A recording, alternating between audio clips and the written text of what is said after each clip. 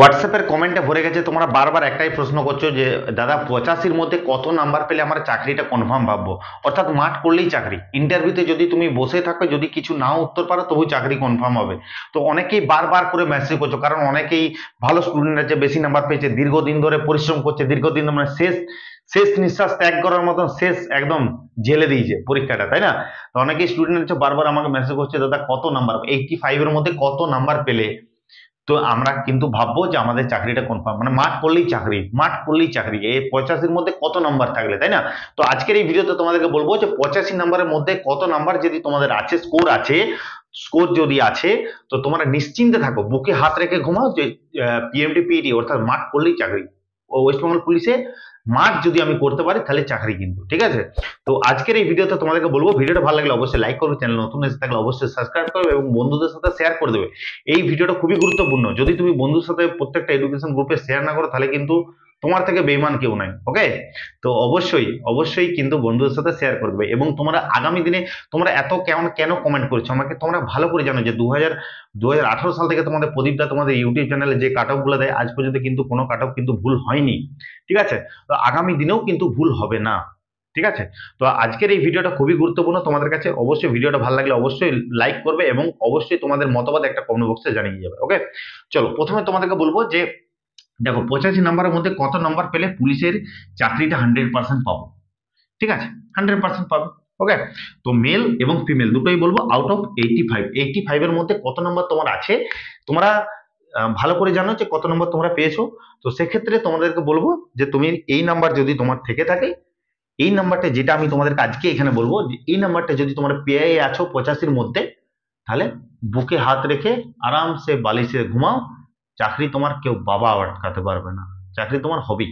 ওকে, চলো প্রথমে বলবো ফিমেলদের ক্ষেত্রে। ফিমেলদের ক্ষেত্রে এসটির ক্ষেত্রে বলবো 47, এসটির ক্ষেত্রে বলবো 47 প্লাস যদি কারোর নাম্বার হয়ে থাকে, 47 প্লাস যদি কারোর নাম্বার হয়ে থাকে, আরামসে ঘুমাও, কোনো চাপ নাই। ওকে, চাকরি তোমার হবেই।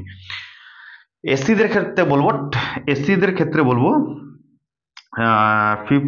50, ঠিক আছে? 50 প্লাস যদি কারো হয়ে থাকে, কারো যদি নাম্বার এসে থাকে, আরামসে তুমি নাকে তেল দিয়ে ঘুমাও, কোনো চাপ নেই, তোমার চাকরি কনফার্ম, মাঠ করলেই চাকরি। ওকে, ওবিসি এ, সরি, হ্যাঁ, ওবিসি এদের ক্ষেত্রে বলবো, ফিমেলদের ক্ষেত্রে, ওবিসি এ ফিমেলদের ক্ষেত্রে হচ্ছে 53,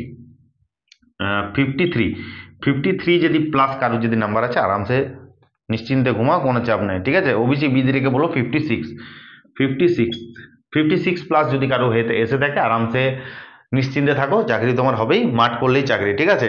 তো ভালো করে এই ভিডিওটা মন দিয়ে মনোযোগ সহকারে দেখো, শুধু কাট অফ দেখলাম চলে গেলাম তা কিন্তু নয়, একটা নিজস্ব এই এই কাট অফটা অ্যানালাইসিস করতে শুধু আমি নিজের মন থেকে বার করে দিইনি, 3-4টে আমরা স্যার মিলে বসেছিলাম, কোশ্চেন দেখার পর এই কাট অফগুলো কিন্তু তোমাদেরকে ভিডিওগুলো প্রোভাইড করা হচ্ছে। ওকে, তো অবশ্যই ভালো করে মনোযোগ সহকারে দেখবে।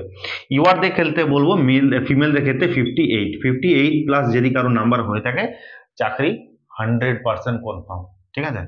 তোমরা শুধু গ্রাউন্ড করবে, গ্রাউন্ড করে আসবে, ঠিক আছে? গ্রাউন্ড করে আসবে, গ্রাউন্ড করে এসে পরে চাকরি তুমি তোমার নিয়ে যাবে। ওকে, এরপর বলবো তোমাদেরকে মেলদের জন্য, ঠিক আছে? মেলদের জন্য বলার আগে যারা যারা এই ভিডিওটা দেখছো অবশ্যই লাইক করে দাও, মন থেকে বলছি, খুব কষ্ট লাগে ভিডিও বানাতে, তোমাদের জন্য এত কষ্ট করে ভিডিও বানাচ্ছি, একটু লাইক করে দাও, সাপোর্ট করো এবং চ্যানেল নতুন এসে থাকলে সাবস্ক্রাইব করে দাও। ওকে, চলো মেলদের ক্ষেত্রে বলবো, মেলদের ক্ষেত্রে ভালো করে শুনে নাও, মেলদেরকে এসটির ক্ষেত্রে বলবো আমি 60 প্লাস যদি কারো এসে থাকে মেলদের ক্ষেত্রে।